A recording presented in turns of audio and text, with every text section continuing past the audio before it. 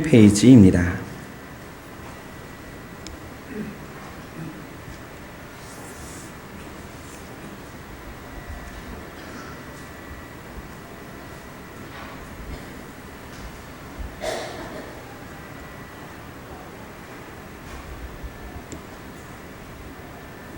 다 찾으신 줄 알고 이 말씀 진실로 그러합니다라는 고백으로 아멘 하시고 봉독하시겠습니다.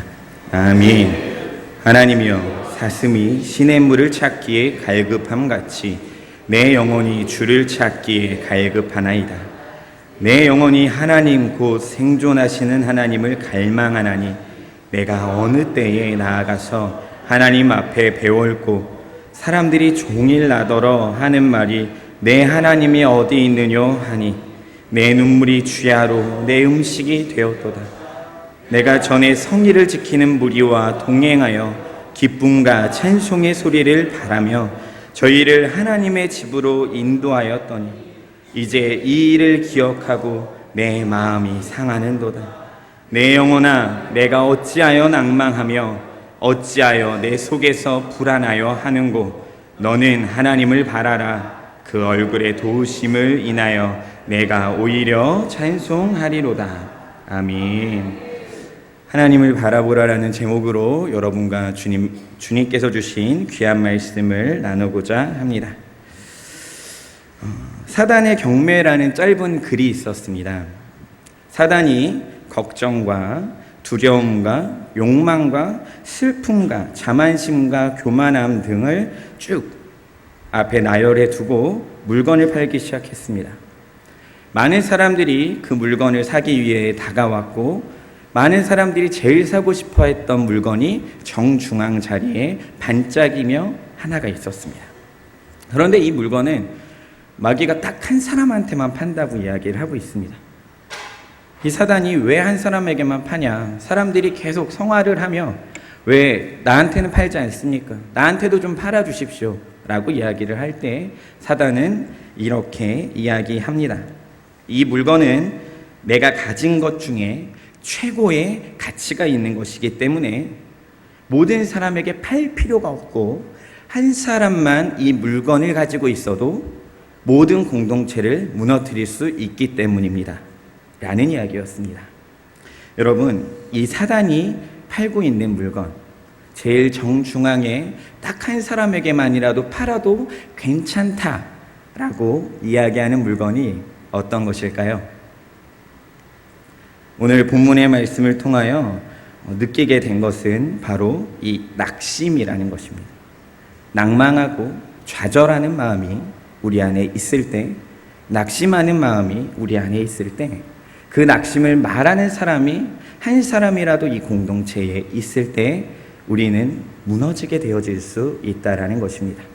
오늘 우리는 이 낙심을 경험하고 있는 이 성경의 저자, 그가 어떻게 이 낙심을 이겨갔는지에 관한 이야기를 함께 나눠보고자 합니다. 오늘의 본문을 보면 다른 색깔로 이 성경의 본문 위에 주제같이 쓰여져 있는 것이 있습니다. 고라자손의 맞쓰길 영장으로 한 노래라는 단어입니다.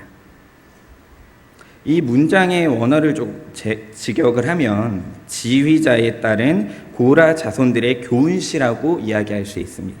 마스갈이라는 것이 교훈시에 관련된 것인데 이 고라 자손들은 성전을 지키는 성전 문지기들이었고 그리고 성전에 성가대를 하는 가문들이었습니다. 그러니 이 가문에게 계속적으로 수집되어지고 전달되어졌던 중요한 시가 오늘 우리가 읽은 이 42편이고 42편부터 이 49편의 이야기들이 다 고라 자손의 시라 이야기를 하였습니다. 그런데 오늘의 본문을 계속적으로 묵상해 보면 한 사람이 생각이 납니다. 누구냐면 다윗입니다. 왜냐하면 6절을 보면 요단 땅과 헤르몬과 미살산으로 이제 다윗이 가는 것을 보게 되고 거기서 자신의 낙심함을 표현하고 있음을 알 수가 있습니다. 그런데 성경에서 이 요단 땅과 헤르몬과 미살산으로 가서 낙심한 사람이 누가 있는가 찾아보았더니 다윗이 있었습니다. 어떤 상태였냐? 자기 자신의 아들 압살롬에게 그 공격을 당하고 도망갈 수밖에 없는 61세나 되어서 쫓겨날 수밖에 없는 그 사건이 바로 그리고 이 다윗이 있었던 장소가 마샬산 그 근처였다라는 겁니다. 오늘 고라자손의 시인가 다윗의 시인가 누군가는 그것 때문에 많이 싸우고 있지만 그것보다 중요한 것은 5절과 11절과 그리고 43절에서 이야기하는 낙심한 사람이 어떻게 회복하고 주님 앞으로 나아갈지를 이야기하고 있다는 것만 함께 기억하셨으면 좋겠습니다. 오늘의 본문의 설명을 조금 더 쉽게 하기 위해서 저는 다윗이 이 시편의 주인공이라는 전제하에 말씀을 나눠보고자 합니다. 첫 번째입니다. 찾고 갈망하는 신앙을 가져야 합니다. 1절과 2절을 함께 읽어보았으면 좋겠습니다. 시작. 하나님이여 사슴이 시냇물을 찾기에 갈급함같이 내 영혼이 주를 찾기에 갈급하나이다. 내 영혼이 하나님 곧 생존하시는 하나님을 갈망하나니 내가 어느 때에 나가서 하나님 앞에 배울꼬. 아멘. 이 1절과 2절의 말씀을 묵상하다 보면 중요한 단어가 찾는다와 갈망한다라는 것으로 이야기하고 있음을 우리는 알 수가 있습니다. 그리고 이 1절과 2절의 사이에 비유의 중심에는 우리가 잘 알고 있는 사슴이란 동물이 나옵니다. 사슴에 관한 설명을 잠시 해드리면 사슴은 풀을 뜯어먹는 초식동물이고 다혈질입니다. 그리고 달리기가 빠른 편입니다. 그런데 이 사슴에게 치명적인 단점이 하나가 있는데 그것은 바로 풀을 먹거나 약초를 먹으면 이 목이 너무나도 빨리 말라하는 동물이라는 겁니다. 그러니까 약초를 먹고 식물을 먹고 살아가기 위한 음식을 섭취하였다면 자연스럽게 물을 먹어야 살아갈 수 있는 동물이 이 사슴이었다라는 겁니다. 그런데 이 사슴이 물가를 가는 것을 굉장히 무서워합니다. 왜 그럴까요? 당연히 사슴을 공격하고자 하는 맹수들이 이 물가 주변을 지키고 있기 때문입니다. 호랑이나 사자나 인이나 여러 가지 동물들이 계속적으로 기다리고 있다가 사슴이 물을 허겁지겁 먹는 그 순간 잡아먹기 위해서 맹수들은 늘 기다리고 있습니다. 오늘의 말씀처럼 사슴이 시냇물을 찾기에 갈급함 같은 이 갈급함은 내가 목이 이 성대가 달라붙어서 죽지 않기 위한 간절한 달림이었다는 것입니다. 죽고 싶지 않아서 물을 먹으면 살 수가 있으니까 겨우겨우 자신의 모든 것들을 맡기고 달려갔던 것이 이 사슴의 이 갈망함이었다라는 겁니다. 그래서 이 사슴을 조금 더 연구하고 이 원어를 조금 더 찾아보았더니 마틴 루터가 이렇게 해석한 글이 있었습니다. 참 이것이 이 마음에 많이 와닿았는데 마틴 루터는 이렇게 이야기합니다. 찾기에 갈급함 같이라는 표현보다는 원어를 찾아보면 울부짖으며 찾음 같이가 더욱 알맞은 번역이다라고 이야기합니다. 무슨 뜻이냐면 히브리어에는 사슴과 곰이나 사자나 얼룩말이나 개나 일이나 모든 동물들이 우는 소리가 언어적으로 표현이 되어 있습니다. 그런데 오늘 이 본문에는 사슴이 우는 소리가 적혀져 있었다라는 거죠. 그렇기 때문에 마틴 루터는 울부짖으며 이 사슴이 막 찾고 있었다라는 겁니다. 오늘의 본문에 이 사슴의 울부짖음, 다혈질인 사슴, 건조한 시기에 팔레스타인 지역에서 살 수밖에 없는 사슴, 심한 갈증을 통해서 약초나 풀을 먹으면 이 성대가 붙으면 죽을 수밖에 없는 자기 자신을 알기 때문에 죽고 싶지 않아 시냇물을 찾으며 울부짖는 이 사슴의 갈급함이 지금 이 시편의 기자의 갈급함과 동일하다라고 오늘의 본문을 이야기하는 것입니다. 사슴과 인간의 공통점이 있습니다. 그것은 물이 없으면 살 수 없는 존재. 그것은 하나님이 없으면 살 수 없는 존재라는 것. 고통이 있고 힘이 들면 눈물을 흘리고 울부짖는 존재. 우리도 힘이 들고 지치면 울부짖는 존재라는 것입니다. 여러분에게 하나님은 얼마나 중요하십니까? 여러분은 그리고 고통과 어려움을 경험하시고 낙심할 수밖에 없고 포기할 수밖에 없는 그 순간에 어떤 울부짖음을 하고 계십니까? 돈에 10,000원이 모자르고 10만 원이 모자랐을 때 우리는 그것을 위해 기도를 하는가, 그 돈을 빌릴 사람을 찾는가 라는 질문을 하고 있는 것입니다. 2절의 말씀은 이어서 이야기합니다. 고통의 눈물을 흘리며 하나님을 찾고 있는 다윗이 왜 굳이 하나님을 찾았는지 그 이유가 나옵니다. 그것은 곧 생존하시는 하나님이기 때문입니다. 더 이 순수 우리말로 해석한 성경의 원어를 이야기를 하면 하나님은 살아계시기 때문이라는 겁니다. 다윗이 하나님께 울부짖은 이유가 있습니다. 하나님께 찾아가며 갈급하게 고백한 이유가 있습니다. 그것은 하나님은 살아계신다라는 믿음이 확실하게 있었기 때문입니다. 귀신들과 같이 추상적인 존재도 아니고 우상들과 같이 인간들이 만든 존재가 아닌 내가 믿는 하나님은 정말로 살아있기 때문이라는 것입니다. 여러분이 믿는 하나님은 얼마나 살아계십니까? 여러분이 정말로 낙심이 되고 정말로 이 낙담이 되는 그 순간 여러분에게 시냇물과 같고 기쁨과 같은 그 살아계신 하나님이 느껴지고 계십니까? 오늘의 말씀을 통하여 그러한 하나님을 경험하시는 여러분이 되시길 축복합니다. 두 번째입니다. 조롱하는 무리들이 있었습니다. 3절과 4절을 읽어드리겠습니다. 사람들이 종일 나더러 하는 말이 내 하나님이 어디 있느냐 하니 내 눈물이 주야로 내 음식이 되었도다. 내가 전에 성의를 지키는 무리와 동행하여 기쁨과 찬송의 소리를 바라며 저희를 하나님의 집으로 인도하였더니 이제 이 일을 기억하고 내 마음이 상하는도다. 압살롬에게 도망치고 있는 다윗의 상황입니다. 이방인들은 그 모습을 보고 다윗을 조롱합니다. 너가 믿는 하나님은 어디 계시냐?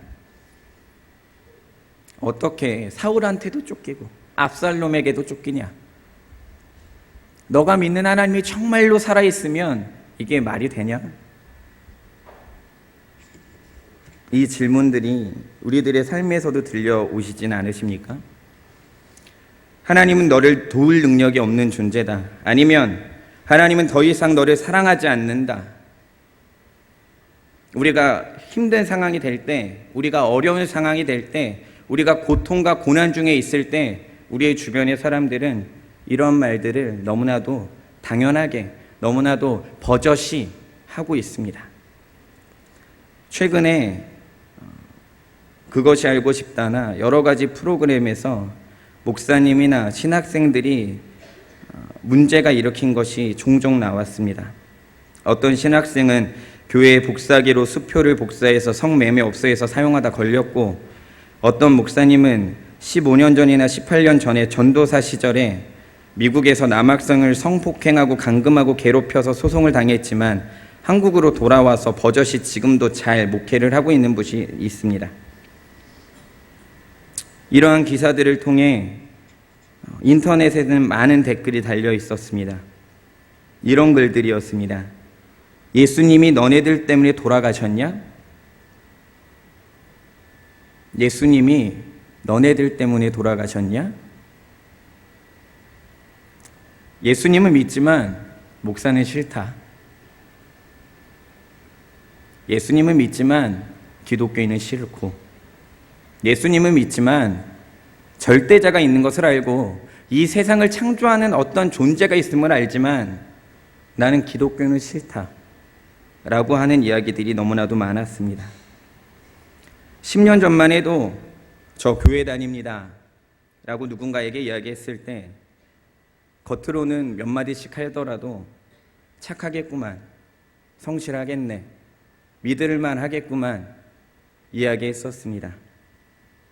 하지만 이제는 저 교회 다닙니다, 라고 이야기하면, 저 목사입니다 라고 이야기하면 사납겠구만, 잘난 척 엄청나게 하겠구만, 그렇게 이야기할 경우가 많이 있습니다.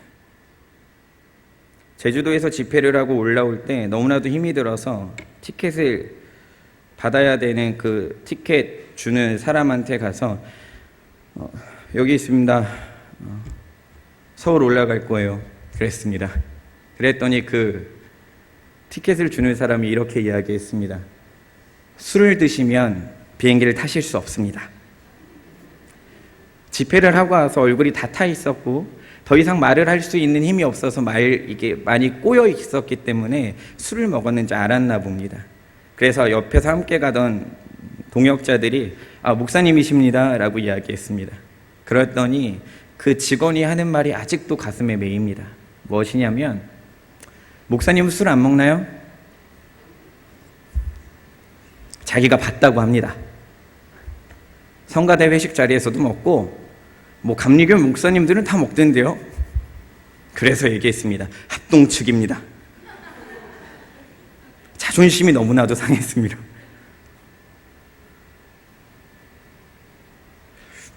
여러분, 이런 이야기들을 들을 때 어떤 마음이 드십니까?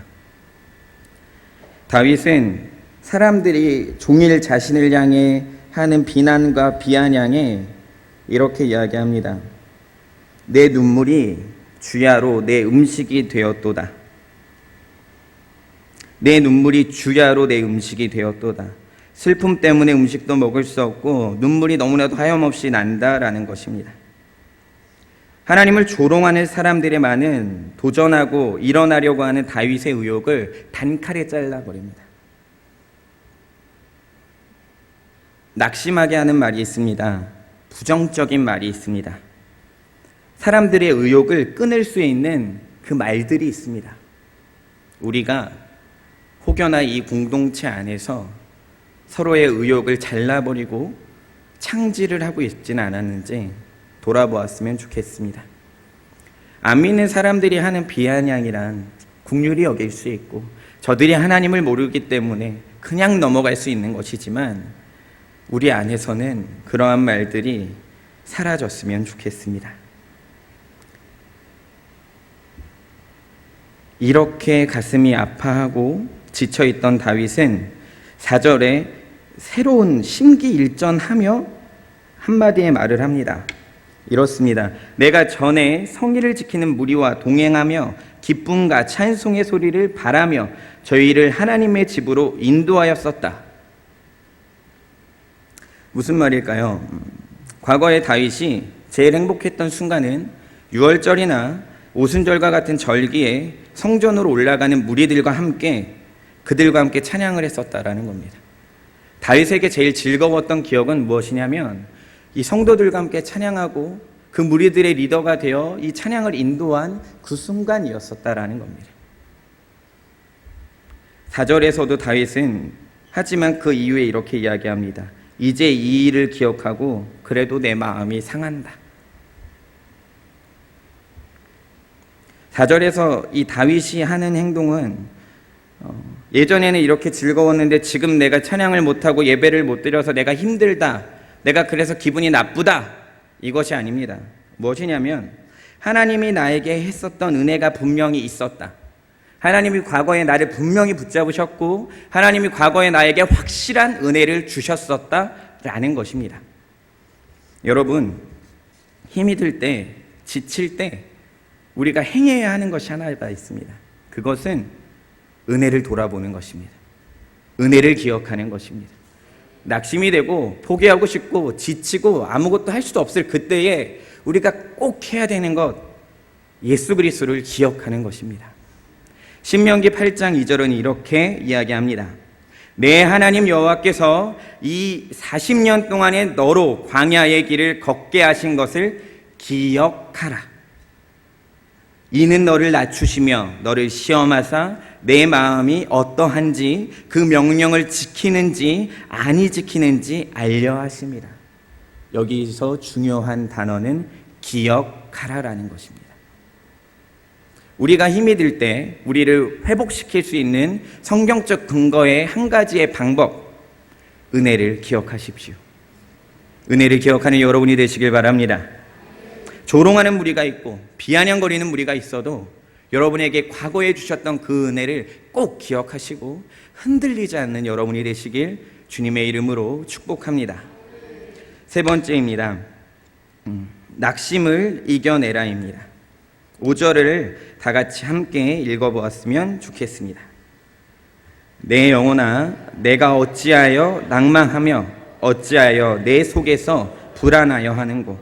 너는 하나님을 바라라. 그 얼굴의 도우심을 인하여 내가 오히려 찬송하리로다. 아멘. 다윗은 낙심과 불안에 빠져있는 이 절대적인 이 상황 가운데 힘을 다하여 자기의 전먹던 힘까지 다 쏟아내서 이 5절의 말씀을 외치고 있습니다. 그리고 이 말씀을 통하여 우리가 이런 낙심과 싸우는 방법을 세 가지로 설명합니다. 첫 번째, 자기 자신이 낙심되고 불안해하는 것을 억제하는 것입니다. 그리고 두 번째, 자기 자신 안에 있는 하나님의 은혜, 즉 믿음과 소망을 불일 듯 일으키는 것입니다. 그리고 세 번째, 주님께서 그의 약속하신 호의를 드러내겠다고 할 때까지 자기에게 주어진 그 약속의 말씀을 기억하고 삶에 적용하고 살아가는 것입니다. 내가 어찌하여 낭망하여 하는고, 자기 자신에게 이렇게 외치고 있는 것, 어떻게 너가 고개를 숙이고 있냐? 자기 자신에게 이야기하는 것입니다. 야, 다윗아, 고개 숙이지 말자. 쉽게 말하면 응진아, 고개 숙이지 말자. 응진아, 팔 너러뜨리고 포기하고 어깨를 떨어뜨리지 말자. 이 외침이 있었다라는 겁니다. 자세를 움츠리고 팔을 버리지 말라. 자기 자신에게 말하는 이 다윗의 말에 얼마나 이 심중 안에서 그렇게 결단하고 이 힘을 끌어올리면서 하는 말인지 마음에 다가옵니다. 다윗이 스스로를 꾸짖은 이유는 다윗 속에서 불안해하고 있는 우리 안에 죄성이 있었기 때문입니다. 불안함이라는 이 단어의 원어는 바다의 파도를 표현할 때 사용하는 단어입니다. 그래서 그냥 막 사용되는 어떤 단어가 아니라 정말 힘들었던 사람, 어떻게 그 해결의 방법을 찾을 수 없는 사람에 관하여 성경은 이 불안함이라는 원어들을 사용했습니다. 다윗의 마음이 평안한 상태가 아니라 폭풍이 치고 파도처럼 무너지는 상태였다라는 것입니다. 왜 그리스도를 믿는데, 메시아를 믿는데 우리는 낙심이 되고 고통이 있을까요? 당연한 질문이 있어야 합니다. 왜 예수님 믿었는데 힘이 들까요? 예수님이 십자가에서 돌아가셨습니다. 그리고 이 십자가에서 돌아가셔서 우리를 구원하신 건 100% 확실합니다. 그래서 그것을 이미와 아직 사이의 완벽한 구원이라고 설명을 합니다. 그런데 왜 우리는 낙심하고 포기하고 고난에 빠져서 발버둥 치고 이제는 더 이상 내가 기도할 힘이 없다라고 이야기하겠습니까?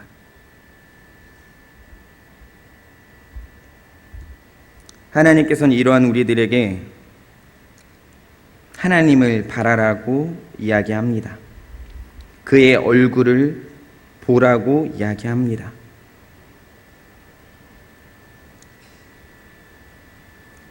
왜 구원받은 자가 낙심될 수밖에 없는가? 여러분은 어떤 대답을 생각하십니까? 저는 오늘 그 이유를 이야기하지 않으려 합니다. 왜냐하면 고민하지 않은 대답은 나의 대답이 될 수 없습니다. 쉽게 이야기하는 사람들도 있습니다. 인간은 죄인이니까, 아담과 하와로부터 우리가 죄를 지었으니까 그럼 그 죄인인 게 당연한 거야. 정말로 당연하십니까? 요한일서 3장 9절에는 이런 이야기들이 있습니다. 너가 죄를 이길 수 있음에 관한 이야기를 합니다. 창세기에서 가인이 죄를 지을 때 하나님께서 죄를 짓기 이전에 이야기하신 것이 있습니다. 너는 죄를 제어하라라는 것입니다. 육체의 욕심에 끌려 살아가는 신약의 성도들에게 갈라디아서에서 이야기한 것이 있습니다. 육체의 욕심을 버리기 위해서 성령을 따라 행하라고 이야기합니다. 분명한 것은 예수님을 믿어도 신약의 시대에 이야기하는 것처럼 우리는 죄를 지을 수 있다는 것입니다. 여러분, 신앙에 대한 확실한 질문을 하십시오. 그리고 그 신앙에 대한 확실한 질문에 말씀을 근거로 한 확실한 대답을 찾으시는 여러분이 되시길 바랍니다. 하나님의 얼굴을 바라는 것, 하나님의 얼굴을 보는 것, 구약의 시대에는 당연히 불가능한 일이었습니다. 그리고 그 불가능한 일들을 우리는 오늘 가능하게 하고 있습니다. 모세를 통해 하나님을 만나고 온 모세를 쳐다보지도 못하고 있었던 이스라엘 백성들은 모세의 얼굴을 수건으로 가리길 요청하였습니다. 여러분, 하나님의 얼굴을 보고 계십니까? 죄인이면 그 얼굴을 볼 때, 그 말씀을 볼 때 이 말씀에 내 마음이 찢어져서 말씀 한 구절 한 구절을 보는 것이 어려워야 합니다. 내가 죄인이라는 것을 깊이 깊이 묵상하고 있느냐, 그 묵상을 하고 있지 않느냐. 아무리 하나님의 얼굴에 여러분을 돕는다라고 이야기하고, 아무리 하나님께서 하나님의 오른손으로 여러분을 붙잡는다고 이야기하여도 그 말씀을 대하는 우리들의 마음이 정말로 그 은혜에 있지 않는다면 하나님의 얼굴도, 하나님의 오른팔도, 나의 산성 되시고 나의 반석 되시는 하나님도 큰 힘을 발휘할 수가 없습니다. 포기가 되고 낙심이 될 때 하나님을 바라보시는 여러분이 되었으면 좋겠습니다. 저는 학생 시절에 지겹고 너무 오래 불렀던 찬양이 있으면 좀 별로 안 좋아하는 성향이 있었습니다. 그런데 그때 저를 담당했었던 전도사님이 저에게 제가 찬양을 부를 때 표정이 안 좋을 때마다 다가와서 하셨던 말씀이 있습니다. 좀 지겨운 찬양이면 대충 그렇게 부릅니다. 우리는 주의 백성이오니. 찬양 가사도 보지 않고 먼 산 바라보고 찬양 부르는 사람이 어떤 제스처로 찬양하는지를 봅니다. 그리고 오늘 집에 가서 뭐 할지, 어떤 친구를 만날지, 오늘 공부할 때 뭔 생각을 했는지 찬양 부르면서 생각을 합니다. 예를 들어 이런 겁니다. 찬양하면서 우리는 주의, 하나님 매니큐어가 잘 발라진 것 같습니다. 제가 그런 행동을 보였었나 봅니다. 그때 전도사님이 이렇게 이야기합니다. 웅진아, 너 찬송가 91장 100번만 불러서 와. 찬송가 91장 제목이 뭐지요? 네, 슬픈 마음 있는 사람입니다. 지겨웠습니다. 1절부터 4절. 슬픈 마음 있는 사람. 착했습니다. 그래서 착했어요. 시켜서 했습니다. 100번 다 불렀습니다. 50번까지 부를 때 지겨웠습니다. 정말로 지겨웠습니다. 이걸 왜 시키는지, 50번 부르고 말까 하고 100번 불렀다고 이야기하고 은혜로웠어요 얘기할까 고민했습니다. 그런데 70번을 넘어가고 80번을 넘어가고 90번을 넘어가니까 내 마음에 있었던 슬픔이 생각나고, 슬픈 마음이 있는 사람, 예수 이름, 그 고백이 일어나기 시작하는 겁니다. 누군가는 찬양하고 기도하고 말씀 보는 것 유치부 때부터 들어서 이 문제를 해결하는 방법이 아니라고 이야기하는 사람들이 많이 있습니다. 아닙니다. 기독교는 한약방과 같습니다. 그래서 모든 문제의 해결은 찬양하고 기도하고 말씀 볼 때 해결되어집니다. 누군가는 이렇게 이야기합니다. 정말로 힘들어하고 지쳐하는 사람에게 찬양해라, 기도해라, 말씀 봐라 라고 이야기하는 것 너무나도 힘든 거 아니냐고. 그렇게 이야기하면 그 사람들 싫어한다고. 나도 힘들었을 때 그 얘기 들으니까 너무나도 짜증나고 힘이 들었었다고 이야기합니다. 여러분, 그 말하기 전에 같이 해주십시오. 그 집 가서 같이 찬양 불러주고요. 그 집 가서 같이 기도해 주고요. 그 집 가서 같이 말씀 읽어주십시오.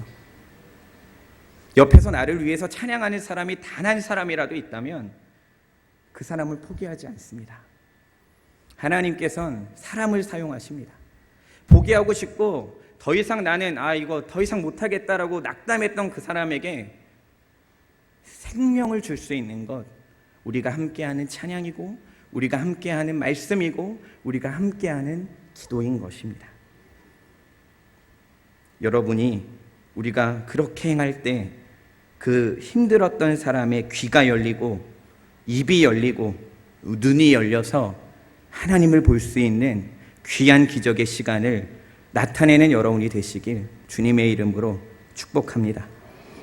서 있을 때 넘어질까 조심하고 평안할 때 더욱 기도하고 주님을 바라보고 그 훈련의 과정에 포기하지 않고 정금과 같이 훈련되어서 우리가 함께 다 천국에서 만날 땐 주님이 주시는 귀한 면류관을 가지고 만날 수 있었으면 좋겠습니다. 함께 찬양하겠습니다.